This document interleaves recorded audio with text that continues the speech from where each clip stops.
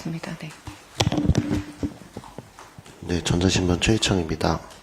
지금 25일 얘기는 하셨는데 사실상 지금 이 대표 2심 이후에 윤 대통령 탄핵 심판이 이어질 가능성이 좀 큰 상황인데 좀 어떤 경우에 따라서 재판 결과에 따라서 여론 향방도 크게 좀 바뀔 것으로 예상이 됩니다. 혹시 원내 전략을 좀 어떻게 좀 생각을 하고 계신지 좀 말씀 부탁드립니다. 글쎄요, 저는 이재명 대표 26일에 있을 공선법 2심 선고에서는 무죄를 확신하고 있고요. 네, 1심과는 다르게 2심에서는 무죄가 날 것으로 지금 생각을 하고 있습니다. 거기에 따라서 가정하지 않고 있고요. 다른 부분에 대해서 그에 따른 전략도 지금 우리가 발표할 때는 아니다 이렇게 생각합니다. 네. 네. 동아일보 이지훈입니다. 두 가지 있는데, 첫 번째는 그 전원위원회가 어떤 구속력을 가져가면서 실효성이 있는 것인지가 궁금하고요. 두 번째로는 조금 전에 우리 3040 여야 의원님들이 연금개혁을 반대하는 기자회견을 냈고, 거기서 나온 내용이 연금 특위에 3040 과반 이상 투입해야 한다. 그리고 국고 투입을 공식화해야 한다. 이런 주장들을 하셨는데, 이런 주장들을 추후에 이제 민주당 차원에서 구조개혁 논의할 때 어떻게 반영할 것인지. 네. 일단 연금 결정과 관련된 부분은 정말 18년 만에 이루어진 결단이었다 이렇게 생각이 되고요. 전쟁의 포화 속에서 피운 꽃이고 열매다 이렇게 생각이 됩니다.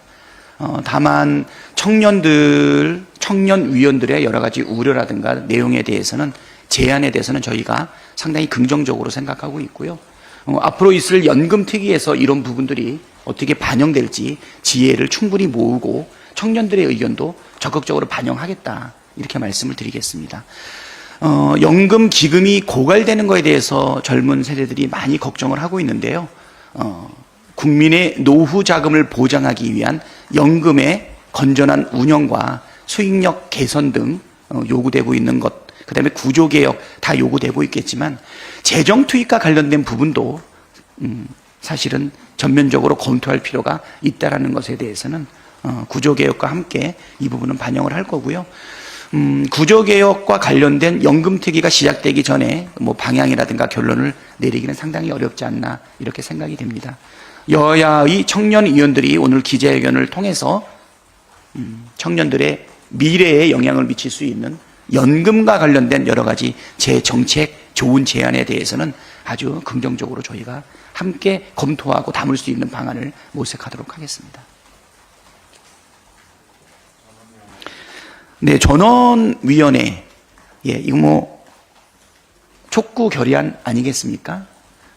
국민의 대표 기관인 국회가 국회의원 전원의 이름으로 의견을 제시를 하고 국민들 앞에서 국민을 대표해가지고 헌법재판소에 촉구하는 부분이기 때문에 아마 이 부분이 헌법재판관들의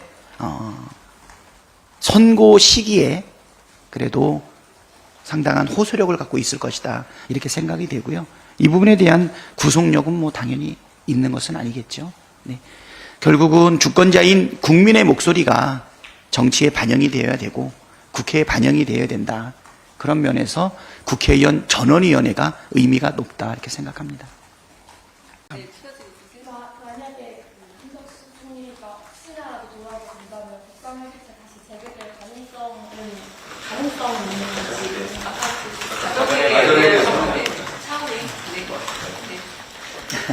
이번 주를 이제 이른바 사법 슈퍼위크라고 전망을 하는데 이번 주 주요 선고들 어떻게 예상하시는지 또 그에 대한 원내 전략은 또 어떻게 되시는지 여쭤보죠. 아까 처음에 질의가 좀 있었습니다. 물론 상황에 따른 전략은 나올 수는 있는데 작전을 미리 말씀드리기는 어렵겠죠. 네. 그리고 26일 날 있을 공선법 2심 그거는 검사의 무리한 기소가 아마 사법부의 2심 판결을 통해 가지고 아마 무죄로 나올 걸로 저희는 확신하고 있습니다. 네. 이 정도 마치시죠. 자, 마지막으로 한 말씀을 좀 드리도록 하겠습니다. 22대 국회가 시작이 되고서 첫 번째 정기 국회 첫날 제가 아마 교섭단체 대표 연설을 한 40여 분 정도 진행을 했는데 그 연설의 요지를 한마디로 얘기한다면 헌법으로 돌아가자였습니다. 윤석열 정부 2년 6개월 동안 과연 대통령으로서 맹세했었던 그 헌법 69조의 대통령 선서 있지 않습니까? 나는 헌법을 준수하고 헌법을 위배하고 헌법을 위반하고 있는 윤석열에 대해서 사실은 경고를 하지 않았습니까? 헌법을 지켜라. 헌법으로 돌아가야 된다. 그런데 12월 3일 날 불법 계엄이 일어났어요. 친위 쿠데타가 일어났습니다.